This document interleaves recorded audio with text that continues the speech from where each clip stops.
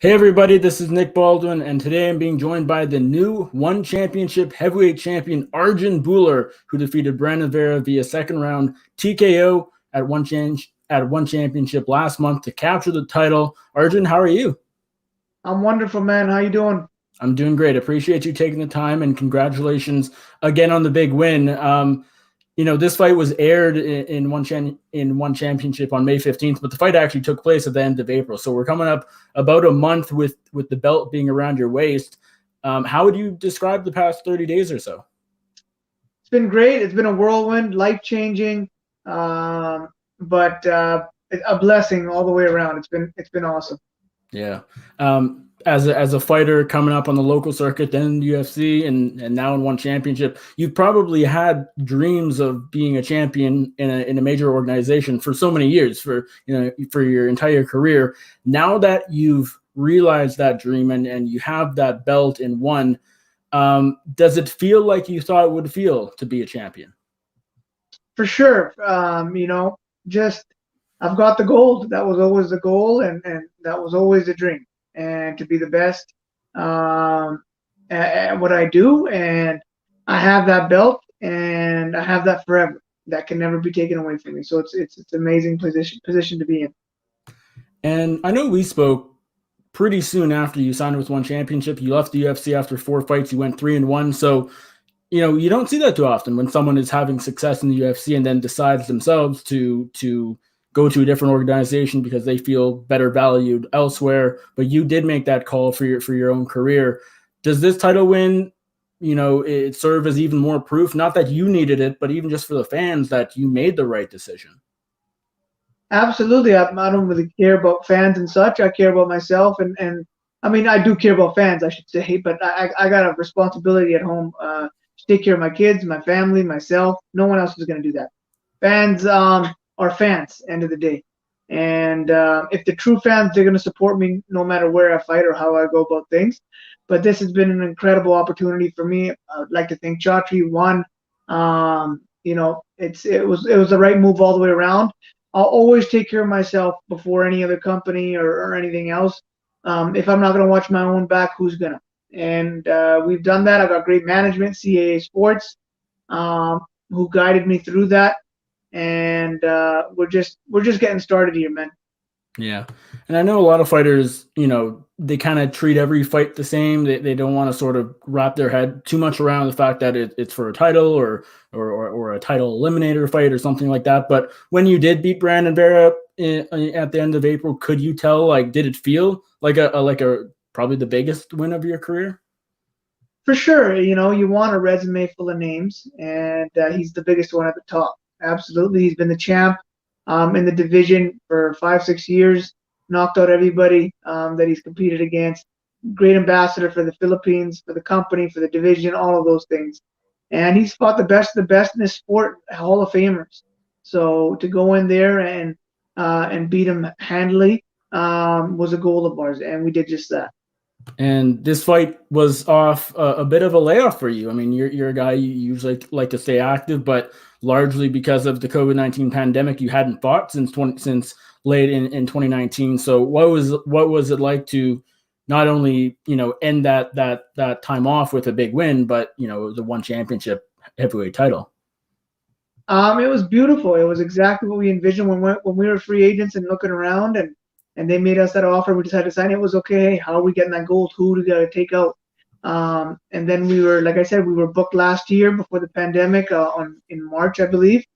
We were booked again in November, and then trying to make it happen this year. So it's a little overdue, but we got her done in the fashion that we wanted. And I think they're happy with the one Dungle and all India team. I think Team India did well that night. When a big fight like this keeps getting scheduled and canceled and scheduled and canceled, and I know you had a bout with COVID yourself as well, do you ever start having those feelings or those doubts like, hey, is this fight ever going to happen? Like, is that something you had to sort of battle through at all during the time off? Yeah, you go through that. It's the longest layoff of my career in terms of competition. But it was out of my control. Everyone was dealing with things, and it Yeah. doesn't matter what I was feeling emotionally, I couldn't help that. aspect of it. The only thing I could do is what was in my control, and that was train and be ready and continue to get better every single day. So that's what I did, and I allowed it to sort of rejuvenate my competitive juices, and I'm excited to compete moving forward. And this is a fight that you had to keep quiet about for almost 2 weeks or so because it was on tape delay. Something I'm sure you've never really experienced. I mean, of course, you this was your first big title win, but even just any win and having to keep quiet about it. How difficult was it to do that and not just hop on Facebook and go crazy because you're the new champion? Yeah, it was challenging. Obviously, made easier because we had to sign some NDAs, and I don't want to. Obviously, I want to keep the company happy and all that. And I was in quarantine for 2 weeks, so I couldn't see anybody anyhow. So as long as I stayed kind of off my phone, it was doable. But it was still difficult. I let a close family know, so we celebrated privately, and then we said I celebrated with the world publicly when it got aired on the 15th. I'm sure you saw a couple of days ago the Canadian Prime Minister Justin Trudeau had a nice message directed at you on Twitter. I guess just what did you make of that? Like when you saw that, how did you react, and how do you feel about Justin Trudeau recognizing you for what you did? No, it was very humbling. It was an honor. That's the leader of the land, and so. My family came here many, many years ago for a better future, for opportunity for their kids. I'm a product of that sacrifice, and they went through a lot of hard times. And so when you have a leader of the nation congratulate your boy, it makes it worth it, of that sacrifice, and that was very cool to see. Yeah, no, absolutely. How active do you see yourself being during your one heavyweight title reign? And the reason I ask is because, there's a lot of fighters, everyone wants to stay active, but it seems like when you win the belt, you go from maybe 3 fights a year to 2 just because they're bigger fights and, harder to book and things like that. It just seems to happen that way. But are you hoping to be an active champion? I would imagine so. But what do you sort of see for yourself in terms of how many fights you want as the champion? I'm a competitor. I'm here to compete. That is the reason I'm here. I want to be active. Whether that's pro wrestling or MMA, I want to be active. So the next steps are to have conversations with Chatri and see what's best for everyone. Could you get in there I guess how soon could you get in there? You didn't take a whole lot of damage in the fight with Brandon. As long as one's okay with it, like how soon or how far into 2021 are you looking for your first title defense? Again, that's a question I got to have with the company. Yeah. With the quarantine stuff, I know we're relaxing things in Canada. What's it look like in Singapore? Because end of the day, there is risks to that. Even the day of my fight, I didn't know I was going to fight. The fight was off until 2 hours prior to the fight. So got to help kind of mitigate some of those risks if we're going to dedicate ourselves to a camp, have some type of guarantees, I think. And then just how do things look? What are the plans for the company? Are we staying in Singapore? Are we going to maybe do them elsewhere? Everything. Yeah, I know you talked to Ariel Helwani about the fight almost getting canceled, or I guess getting canceled and then back on the same day. What a crazy story that was. I'm curious, in terms of traveling from Canada to Singapore for this fight during the pandemic, what was that experience like? It was unique, a lot of protocols on Canada side, Singapore side, but very similar to. And then we were obviously in a bubble while in Singapore. And just a lot of safety. So, tests before we leave, tests upon arrival on both sides. So very, very buttoned up. Yeah.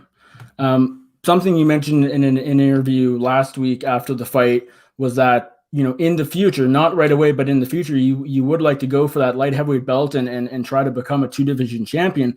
And we don't see too often heavyweights go down to light heavyweight. Sometimes it'll be the other way, but not too often does that happen. Even though it's not happening, right away, but let's say it does happen at some point in your career. What do you have to do to get down to 205, and how confident are you that the weight cut would be okay? So it helps that it's 225 the weight, right? Okay, right. So it's a little closer to where I'm at. If it was 205, it'd be out of the question. I wouldn't do it. Okay. But 225 is within reach. Obviously, I'd have to be hydrated with the one rules and all that. But it's definitely on the horizon. I'm always looking to grow the legacy, and that is something that I'm seriously considering. But first, again, conversations with the boss man. Yeah. You also mentioned something last week, and you did just now in this interview, that pro wrestling is something that could happen in your future, maybe sooner rather than later. You said something is in the works. I don't know if you can say much, but any hints as to what you might be doing on that side of life, like in pro wrestling, what could be to come for you?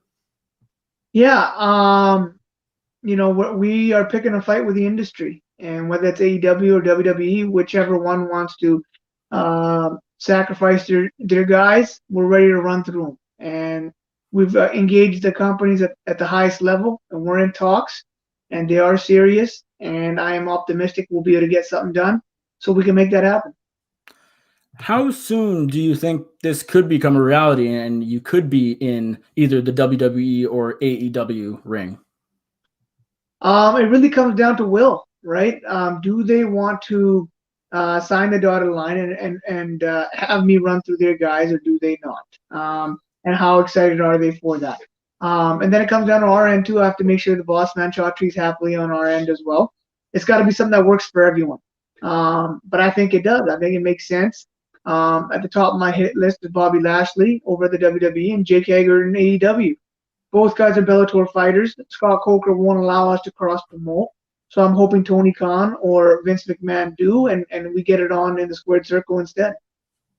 Actually, I did want to ask you about how you would balance this with your fighting career. Do you think would you foresee any issues with that? Like, do you think they would be on board with it? And just scheduling wise, do you think you can do both pretty comfortably? I can, like I said, I like to stay active. So on my end, it's no problem. I want to be the first that's done both at the same time. No one's done that. And I think in terms of I think they would be on board with it. Give me the flag of the company and let me carry it. I have no problem. I will make us proud, and I will run through these guys. And just trust me, we can get this thing done. Yeah. Not every MMA fighter would, be a good fit for a pro wrestling role. What do you think about you makes you a good fit, and why do you ultimately want to do this? Lifelong fan, number one. I know the sport. I know the business. I know the industry. I know individuals in it. I have a brand. I have a market that loves the sport as well. I have a sport that crosses over well. I've got the mace of Hanuman, the god of wrestling, and you cannot stop the god of wrestling. If I want to go in that arena and make them all bend to my will, they will. You, of course, have a good relationship with Daniel Cormier, who in MMA is considered to be one of sort of the biggest pro wrestling fans. And I know a lot of people have thought that DC could make that jump over to pro wrestling at some point. Does having that connection help with anything? Like, not to say that you're not doing this on your own, but does that help with getting in contact with the WWE or anyone else? Like, is that a good connection to have? In terms of connections, no one's more connected than CAA. So we have no problem making the connections. But on my end, if I need a tag partner, if I need someone in my corner, if I need someone to guide me as a manager, a la Paul Heyman, Don Callis, I'd put DC there. Why not? And we've already done it at AKA. We had El Toro, Cain Velasquez, who's already made the switch. So why not?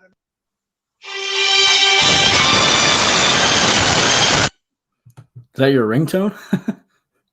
Go ahead. What was that, your ringtone or some? I'm getting a call there. Yeah, that's my lawyer calling me.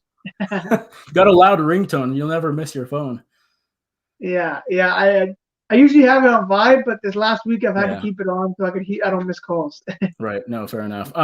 You mentioned, DC being in your corner. I mean, I can totally envision. I don't know if this would ever happen because aren't Jake and Bobby Lashley, I think, are in different organizations, right? But them two versus you in DC, that's perfect. That's the best storyline. Absolutely, it is. And I got to see where DC's back is at. If he's not, if he's limited for in ring, we'll get him outside the ring. Either way, he loves the industry as well. Let's get him busy. Yeah. One thing we spoke about a couple of years ago is you were very hopeful about One Championship making their debut in India. Now, obviously, the COVID-19 pandemic has put a halt to just about any plans for that, or really anything, any sort of travel or putting cards on in new places. But as we start to maybe see the light at the end of the tunnel with regards to the pandemic, where do you sort of stand on that? Like, how soon or how far away do you think something like that could come to fruition? This card would have been perfect. One Dungal, all India team, it would have been perfect for India. Obviously, like you said, COVID has changed everything in the country. As soon as it recovers, you got yourself a champ. You've got yourself a fan base that's connected. You've got other athletes that can have success. Let's do it. What are you waiting for? Yeah. Well, Arjan, thank you so much for taking the time. As always, really appreciate it. And congratulations again on the big win over Brandon Vera and becoming the one heavyweight champion last month. Thank you. Appreciate the time. Thank you, everybody, for the love and support.